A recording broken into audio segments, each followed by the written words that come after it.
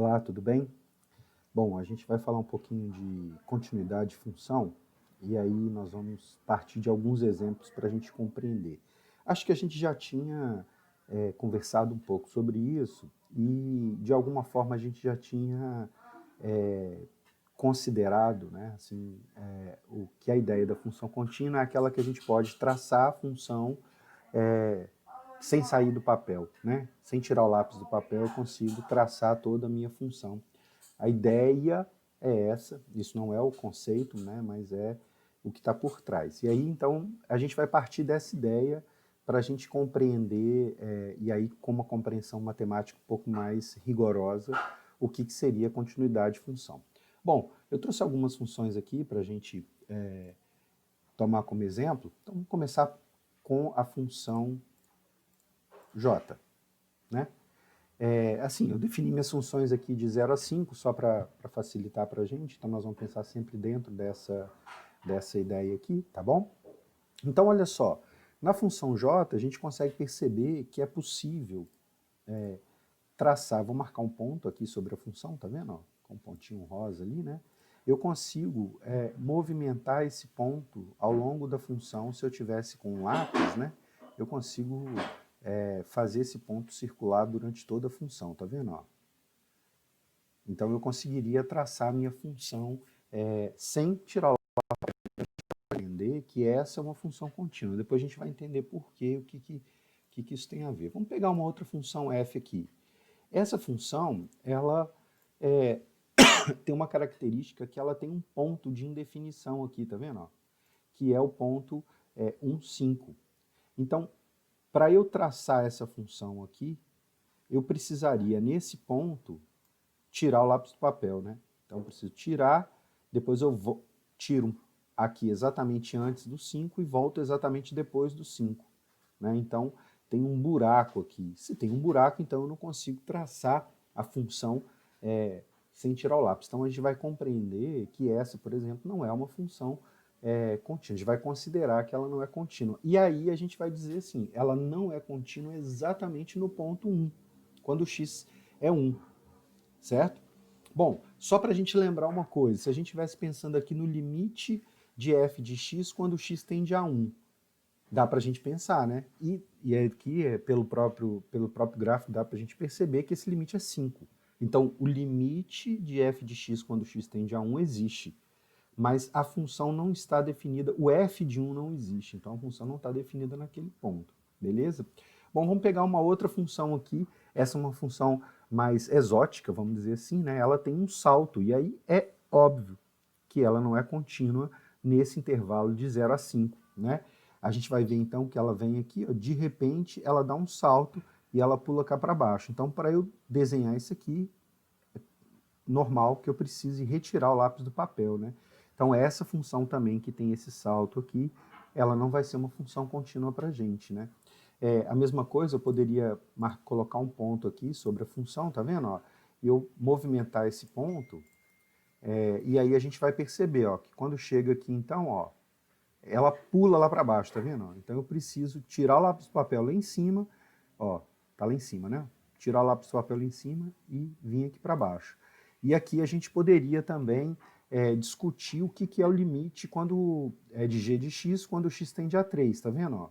Existe esse limite? A gente já tinha discutido isso e ele não existe. Por quê? Porque, vamos voltar com um ponto, né, para a gente entender aqui bem o que é. Quando eu me aproximo de 3 pela esquerda, certo? A função se aproxima de alguma coisa que parece ser 4,5. Quando eu me aproximo pela direita, ela se aproxima de alguma coisa que parece ser 0. Então a gente vai dizer que o limite à esquerda de f de x quando x tende a 3 é 4,5 e o limite de f de x quando x tende a 3 pela direita é 0. Se eu tenho, então, os meus limites laterais diferentes, então significa que eu não tenho limite de f de x quando x tende a 3. Beleza? Vocês lembram disso, né? Essa é uma ideia da função lá. Vamos para a função h. A função h, ela é muito parecida com a função f, ó. Só que ela tem uma diferença. Ela está representada, ou o f de 1 existe. Então aqui olha só o que acontece. Nesse caso, para eu representar a função, eu venho aqui, né, pensando na ideia do lápis, aqui eu tenho que interromper, marco aqui esse pontinho, que é o f de 1, e volto aqui em cima. E aí eu continuo representando ela aqui. Então eu não consigo representar a função sem tirar o lápis do papel, certo? Então ela não é contínua. Mas ela tem uma diferença, ela tem o f de 1. O f de 1, no caso, é 2. E o limite de f de x quando x tende a 1? Aí é 4. Tá vendo? Então eu tenho o f de 1, eu tenho o limite de f de 1, mas o limite do f de 1... o limite de f de x quando x tende a 1 é uma coisa, 4. E o f de 1 é 2. São coisas diferentes, né? Isso também é uma das coisas que vai implicar na continuidade, daqui a pouco a gente vai falar. E o último exemplo que a gente trouxe é esse, uma função quebrada também, mas dá para a gente perceber aqui que mesmo ela sendo quebrada, eu consigo traçar ela o tempo todo, tá vendo? Então essa função, mesmo ela tendo essa quebra aqui, né, que parece que é uma função dupla, eu tenho uma função com uma certa continuidade, depois, com uma certa inclinação, né, com um certo crescimento, depois esse crescimento diminui um pouco, mas ela continua sendo contínua nesse intervalo aí, em 0 e 5. Então, vamos voltar aqui rapidinho. Essa função ela é contínua em 0 e 5, essa função também. Essa função é descontínua quando x é igual a 1. Essa função é descontínua em x igual a 3. E essa outra função f ela é descontínua também quando x é igual a 1. E ela não está nem definida nesse ponto. Beleza? Bom, vamos entender então o que seria essa ideia de continuidade. Bom, isso aqui é uma representação que vocês já estão um pouco acostumados aí, que é a ideia de limite, né? Então, nós temos aqui, vamos pegar aqui, então uma função muito parecida com aquelas que a gente viu lá. E aí eu tenho aqui, então, o ponto A, o número A, certo? Eu defino aqui um epsilon, e aí eu tenho que me perguntar, então, se eu consigo um delta, que eu consigo colocar o A mais delta e o A menos delta dentro do L mais epsilon, L menos epsilon. Né? Essa que é a ideia que a gente tem usado lá para limite. E olha só, do jeito que está aqui já está dentro. Né? Então eu posso ainda vir aqui e diminuir o meu epsilon. Ó. E mesmo que eu diminua o epsilon esse tanto aqui, por exemplo, e agora dá para a gente ver que o delta está fora, né? Eu vou dar um zoom aqui só para a gente visualizar, mas mesmo assim eu consigo diminuir o meu delta ó, e colocar o meu delta, o A mais delta e A menos delta, né, que é esse intervalozinho aqui, ó, dentro desse intervalo aqui, L mais epsilon, L menos epsilon. Né? Então a gente vai dizer que nesse ponto aqui, essa função ela é contínua, beleza? E é óbvio, a gente pode dizer aqui que nesse caso, o limite de f de x, quando x tende a A, é exatamente o L aqui, né? Essa que é a ideia que a gente estava usando lá para limite. Bom, mas vamos pensar o seguinte, vamos então pensar esse A um pouquinho para cá, e aqui bem exatamente nesse ponto aqui, que eu vou deixar o ponto lá em cima, porque esse ponto aqui é fechado e esse ponto aqui é aberto, né? Eu vou deixar aqui, e aí olha só o que acontece, eu vou aumentar o meu epsilon, beleza? Mesmo que eu aumente o meu epsilon, ó, eu não consigo colocar... deixa eu diminuir o zoom aqui para a gente visualizar. Então, a gente está com um epsilon relativamente grande aqui, tá vendo? Ó? Que é o L mais epsilon, L menos epsilon. Então, essa faixa aqui, né, entre essas duas linhas pontilhadas pretas, tá vendo? Ó? Vou aumentar o delta aqui só para a gente ver. E eu não consigo colocar esse intervalo aqui, ó, que é o intervalo de A menos delta até A mais delta, dentro dessa faixa, tá vendo? Ó? O A mais delta está dentro da faixa, mas o A menos delta não, onde que ele está aqui, ó, cá embaixo, e a faixa está lá para cima, beleza? Então, se eu não consigo definir qual é, então, o limite daquele ponto. Se eu não consigo definir o limite, aliás, nem essa ideia, né? Se eu não consigo colocar, independente do valor de delta, eu vou colocar o delta o menor possível aqui, tá vendo? Ó? Mesmo que eu coloque o delta o menor possível, essa linha vermelha aqui, ó, que é exatamente a linha do A menos delta, ela nunca fica aqui dentro do L menos epsilon, acima do L menos epsilon. Né? Então eu não consigo ajeitar. Então, Isso é que vai caracterizar uma função descontínua, né? Então a gente vai dizer que essa função ela é descontínua no ponto A. E aí tem algumas características, né? Vamos voltar aqui para a gente ver onde essa função é contínua. Então, nesse ponto aqui, a função é contínua, eu consigo aqui, ó, variando o meu delta, colocar o delta dentro da faixa, beleza? Então, nesse ponto, o que acontece aqui? O ponto A, primeira coisa, a função ela está definida no ponto A. O f de A é exatamente L. Essa é a primeira característica, beleza? Então, eu preciso ter a função definida no ponto para poder dizer que a função ela é contínua ou não. Se ela não está definida no ponto, eu já posso dizer que ela não é contínua naquele ponto. Então, a primeira característica é essa. A segunda característica é a seguinte: o limite de f de x, quando x tende a A, nesse caso eu consigo definir, e ele é L. Então, existe o limite de f de x quando x tende a A. E a terceira característica, o f de A, que é L, é igual ao limite de f de x quando x tende a A, que também é L. Então, quando eu atendo essas três características, eu então vou dizer que em a minha função é contínua. Aqui, o que vai acontecer? Eu tenho, nesse ponto, né, que é o ponto extremo aqui, ó, no alto, eu posso dizer que existe o f de A, e o f de A ele é L, é 3 até aqui, por sinal, né, que a gente consegue ver. Existe o limite à esquerda de A, então o limite à esquerda de A é 2, tá vendo? Tá aqui embaixo.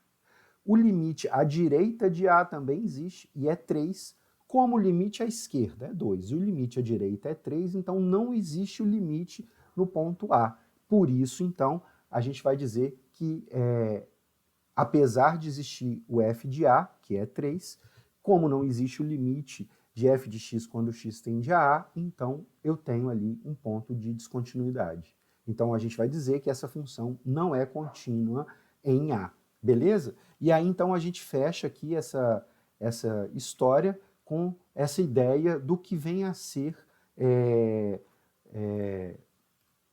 uma função contínua. Então a gente vai dizer que uma função f ela é contínua em um número A se e somente se a gente atender às três condições. Primeiro, a função tem que estar definida no ponto A. Então existe uma imagem da função para um domínio A. Então o f de A existe.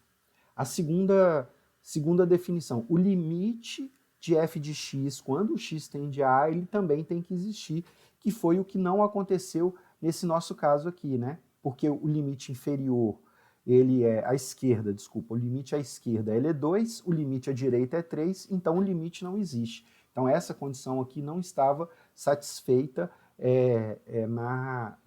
nessa última situação. E a terceira situação é que eu tenho que, além do f de A existir, e além do limite de f de x quando x tende a A existir, eles têm que ser iguais.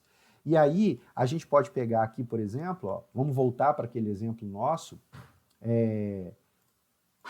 o H, por exemplo, é um exemplo bem legal, porque existe o f de 1, que ó, existe, o f de 1 vale 2, beleza? Então atendeu a primeira condição, o f de 1 vale 2. Então, até agora eu posso compreender que essa função é uma função contínua.